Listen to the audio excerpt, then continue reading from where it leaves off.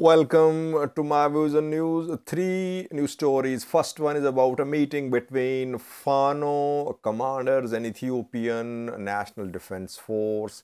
Meeting was held in Vuldia. Meeting failed. What was the agenda of this meeting? Amhara PP leaders were there too at the meeting. Secondly, viewers, Ethiopian Defense Minister Abraham Bale has arrived in Mekelle, Tigray, reportedly. No official word, but sources are confirming about his arrival there. What is he doing there? Abraham Bale remained head of Tigray interim government in 2021 when there was a fighting in Tigray. And thirdly, viewers, Orthodox bishops loyal to the Patriarch Abune Entons are trying to return to the Oromia region, to the diocese, which are under the control of splinter Oromian-based faction. We have a report from West Hararghe where a bishop requested or he asked the zonal government to provide him with security because he wanted to return to Hararghe to take over the diocese there. What happened? Details for you. Firstly, viewers,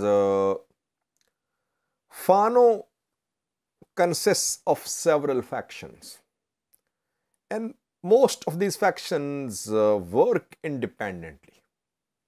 East Amhara Fano, one faction led by Mere Wodajo. Wallo Fano as well.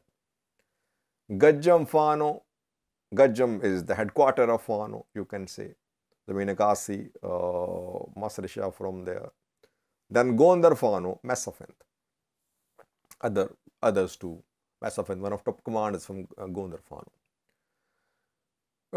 Today, on Sunday, a meeting was held in Vuldia city.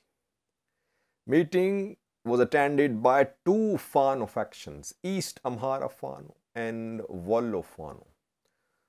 Both are the same, you can say. East Amhara Fano is led by Mere Wodajo. He was there reportedly at the meeting. Ethiopian National Defense Force officers were there too. Amhara PP politicians were there at the meeting. Agenda of the meeting? Disarmament. Army officers gave some options to Fano commanders. And they demanded handover of some Fano fighters who are involved in the killing of some Ethiopian security officials. So what happened is that the East Amhara Fano commanders, Wallo Fano commanders raised some questions about disarmament, demobilization. Their first question was, how can Fano be disarmed while Ethiopian National Defense Force is withdrawing from front lines in Raya and Wolkayth, and TPLF is still armed?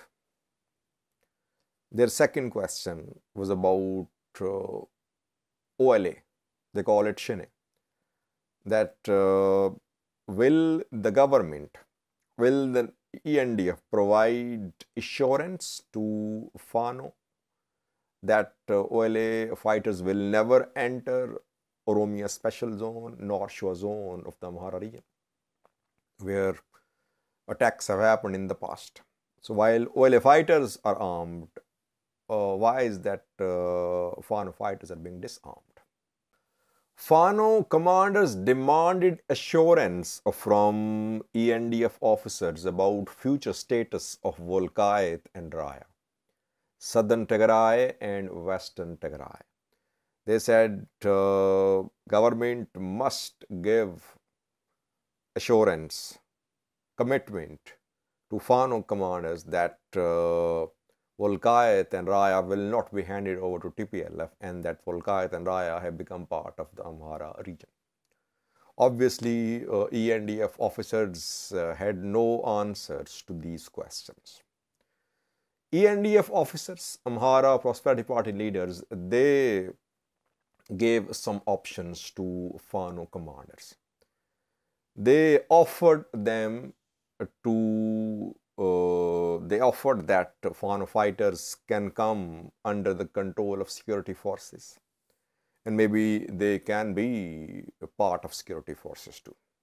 Or Fano fighters can return to their normal lives, and the government will support them as much as government can.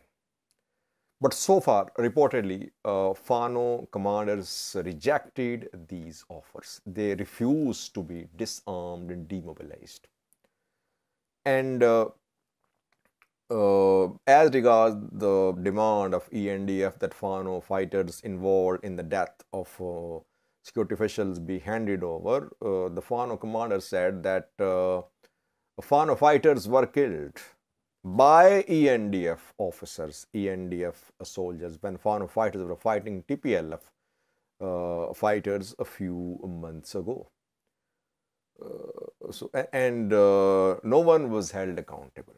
So basically, the meeting ended without any decision. We are talking about East Amhara Fano, which has worked in collaboration with ENDF in the third round of fighting. We saw both ENDF and the East Amhara Fano, Wollo Fano, jointly launch attacks on Tigray fighters in the third round of fighting last year. The other Fano factions are under crackdown. Gajjam, Gondar Fano factions. They are mostly in prisons, arrested, or on the run, trying to organize in forests, in mountains. They're not organized. East Amhara Fano organized, working in collaboration with government forces, like we saw. But now government wants to disarm East Amhara Fano. And maybe a government is using East Amhara Fano as a pressure group against TPLF. That there is an armed faction in Amhara region which will never accept Volkayat and Raya to be part of Tigray. Otherwise, the way government has launched a crackdown on Gajjam Gondar Fanos, it can launch similar crackdown on Wollo East Amhara Fano too. No such crackdown here. Why? I think government, Amhara regional government, ENDF, they want to use East Amhara Fano, Wollo Fano as a pressure group against TPLF. Secondly, viewers, Ethiopian Defense Minister has arrived in Mekelle reportedly. Who is Ethiopian Defense Minister? Abraham Bale is the Defense Minister. He's a Tigrayan. Some say he's an Eritrean. But he's the one who was in charge of Tigray's interim government when ENDF, Eritrean military, Amhara forces launched first offensive on Tigray. An interim government was put in place in Mekelle by federal government. Abraham Bale is very close to PM Abiy, Defense Minister, so he is very close to top security officials in the country too. He arrived in Mekelle while TPLF is facing internal splits, internal divisions. Getachew has been nominated as the new leader, as interim setup leader. Approval is awaited from the federal government. And now federal government's defense minister is in Mekelle. So this visit is very crucial, viewers.